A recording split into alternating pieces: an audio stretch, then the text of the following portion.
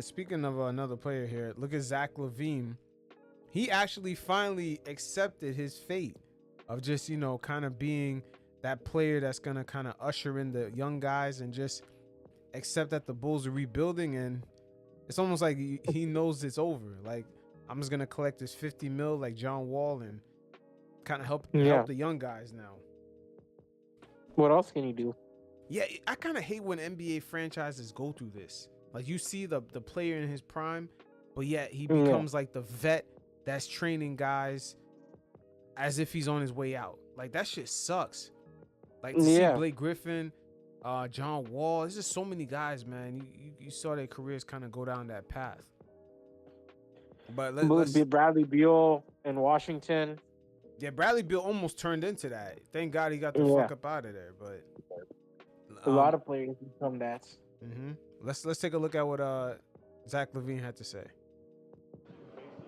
I got it first. I want to thank everybody. Obviously, I'm very happy to be back here. Extremely happy to be back. In training camp. It's been a long summer. Fully healthy, but I'm excited to come back here, compete. I've had a lot of learning to do and watched a lot of film, so I'm excited to be able to play offensively, defensively, whatever role they put me in. I'm excited for that. It's a when you go through a long off season like I have, you get to learn a lot about yourself and the company you keep. I have an extremely well support system, and I think that with everything that I learned, there's times you need to speak and there's times that you don't. I had probably how long until I talked to you guys? I was talking to you guys in February of last year. Whenever there's something that needs to be said, it'll come from Zach Lavine or my representation. There's a lot of thoughts and rumors, opinions about me, about the organization. So just know whenever it needs to come from me or them, you'll know it'll be from them. I think Rich talked one time, and this is my first talk time to you, so everything else you can take with a grain of salt, with false narratives or whatever it may be. I think going forward, the best way to handle, a lot of this stuff is I'm in a great situation, a great headspace. I'm fully healthy right now, which I don't take for granted. Anything negative that'll try to pin me, the organization, rumors, drama, whatever it is, I leave that in the past. I'm focusing a lot on this camp right now, going forward on, this team and helping, learning, and just having a good time. I think that's something that's not talked about enough is, when you have good energy, only give into that. I don't want to keep talking about the past or anything because there's a lot of things I can't speak on, but there's no reason to.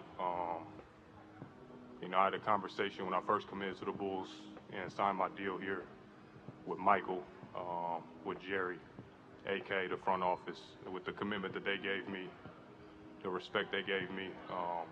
I'm going to continue to give them that same respect, but not just the way I play, but with my professionalism. And that won't waver. That's something I stand on. So, anything going forward, I think that's, how I'm going to answer it. I'm looking to, get any questions that you guys want, but, I'm excited for this camp.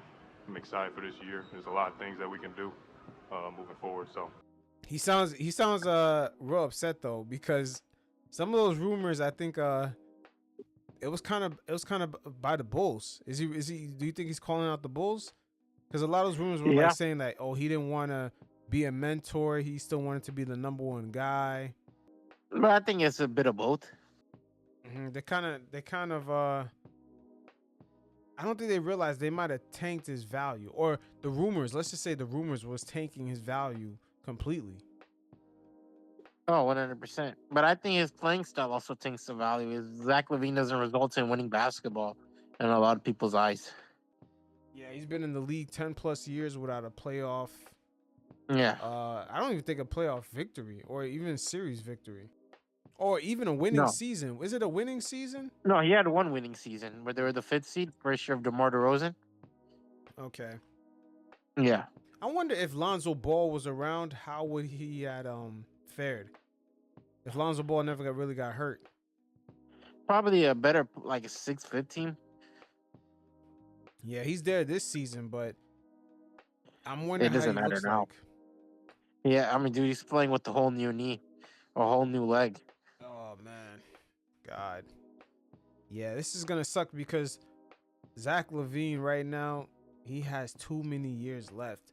My man got 3 years collecting $45 million plus. Yeah, The Bulls owe him almost. My God. Wow. they owe him a lot of money. This is crazy. They owe him over 130, man, in 3 years. So yeah, if he has to be a role man, it is what it is. But sometimes with the league, I gotta say this: these type of situations end up fucking up that player's reputation.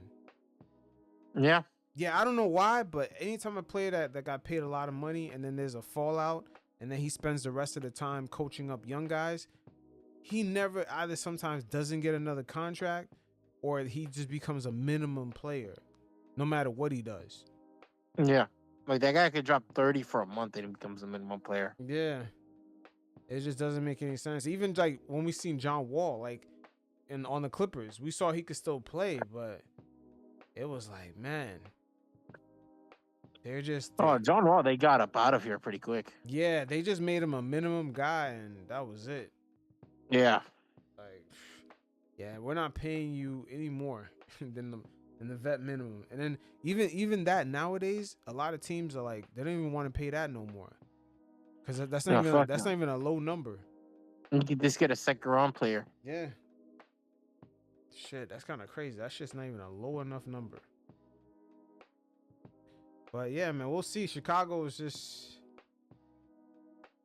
man, They're stuck. they're stuck, man. They got to pay this guy. They don't even have draft picks like that, and No, he got now like their vet is actually almost like the guy. he's in his prime, but it's almost like he's turned into like a vet coach. It's almost like star players have to accept a rebuilding role while they're in their prime. Yeah, and they get punished both ways. Like the league, it's already bad enough we saw the Hawks get like a top pick when they shouldn't have been there, but now we're seeing this. Like, there's a lot of weird conundrums in the league right now.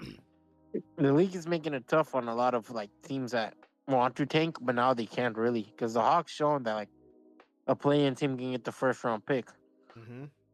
But here's the dilemma: like And the Hornets and the Pistons didn't even get a first round pick for both seasons. They were shit. the league in a way should have like a early buyout clause. You get like one every 4 years. Yeah. But here's the thing: they put this into the CBA. Let's say if Lavine got bought out, any team that's over 100 and I think 78 over the first apron, they cannot pick up Lavine. Yeah, they put a tough situation, man. Yeah, they kind of lock up those players. Yeah, it's hard for them to get re-signed because now they're in the buyout market, and then all the teams that normally are competing for a championship, they can't buy him. They can't like give him a minimum. Like how Westbrook went to the Clippers after the Lakers bought him out. Like that can never really happen anymore with those stacked up teams. They can't just get, yo, we got this play, we got DeMarcus Cousins out of the buyout. Like, nah, that's not happening anymore. They cut that shit out. What else? Speaking of that, like those good teams, Sam Presti actually gave good game about how, you know, teams like the Oklahoma City who drafted their own players, how they shouldn't be punished.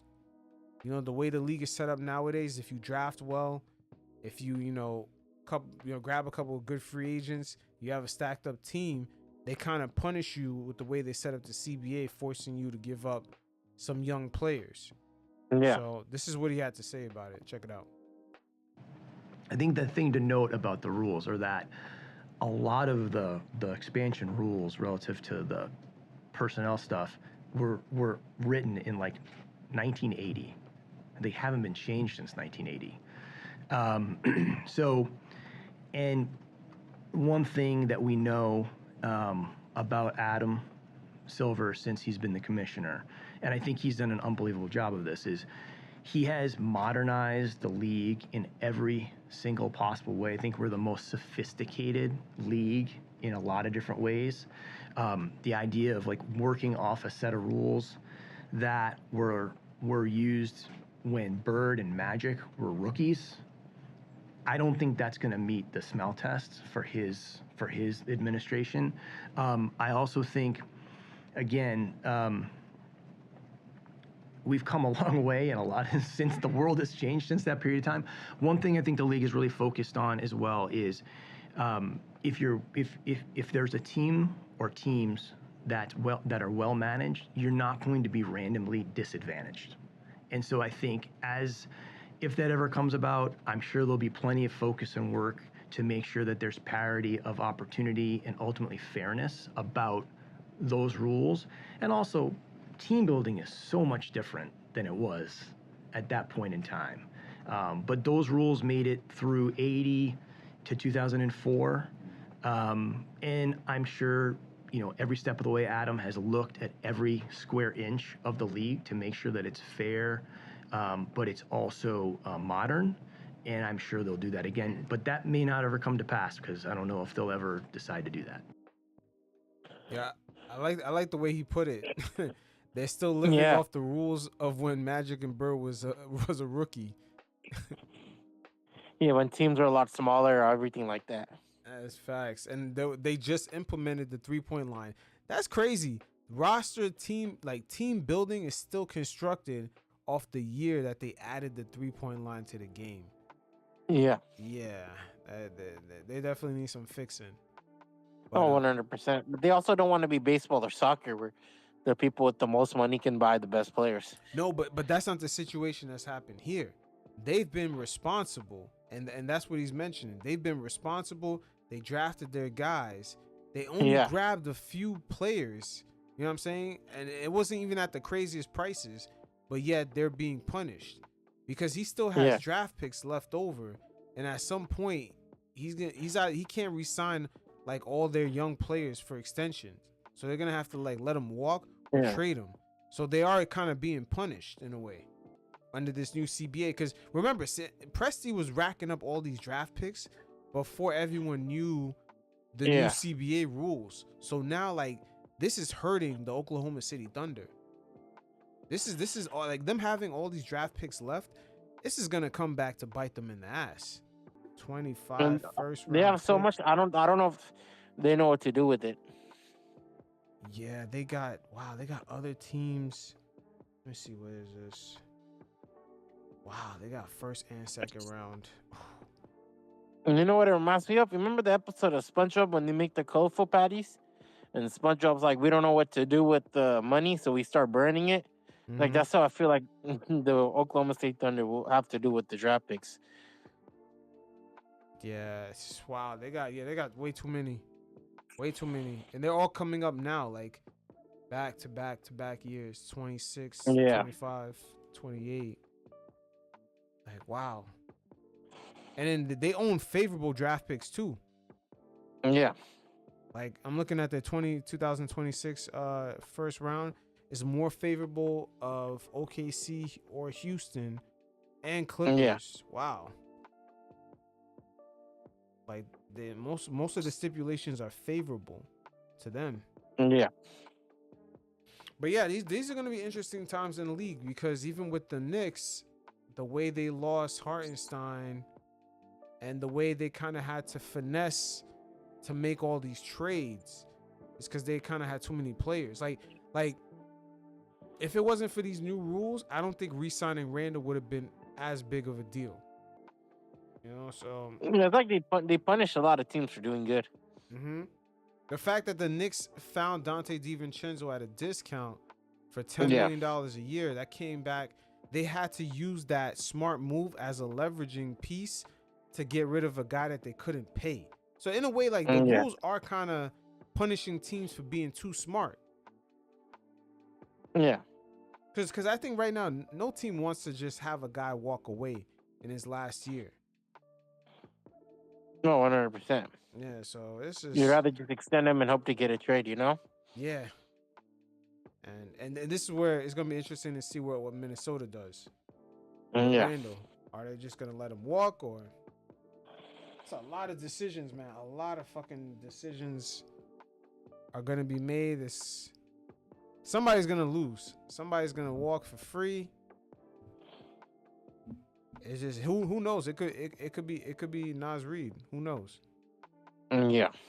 Oh, but Brad Stevens also spoke about the same thing, because remember, the Celtics are another team that they were in a good position with all the players that they got, but now they're gonna get punished because at some point they're gonna start having all their draft picks pushed to the back, and they're gonna get taxed out the ass. Cause remember, they got KP, they got all these players, man, on fucking payroll. So yeah, Brad Stevens actually gave some game on it too. Check it out. Brad, you've seen the way the collective bargaining agreement has kind of pulled some good teams apart over the last year or so. Is there any more sense of urgency for you to try to get this team to win now before the realities of the finances kick in? Yeah, I think you always feel a great sense of urgency to win and to put yourself in the mix, and we've been lucky to be sustainably in the mix. And so, I will say with the new CBA and the basketball penalties that are associated with it, and certainly the upper tax brackets that can be associated with, especially when you get into the repeater tax, I think that those are all things that we have to obviously be super aware of to continue to try to put the best product we can on the floor. And yes, there are some real challenges that will come with that. Obviously, we're in an age and stage and a group that we think has a chance to be in the mix, and so we'd like to take advantage of that while we can. When do you think the Celtics are gonna blow this team up? 3 to 4 years. You think it's gonna take 3 to 4 years? Yes. After all these guys, and all these guys are on a cheap contract, right? So after this contract, Drew's gonna retire, but I think those 3 guys are gonna demand a lot more money. And Derek White or these 4 guys, but Derek White might be the odd man out, or Porzingis might be the odd man out. One of those two. No, everybody's locked in.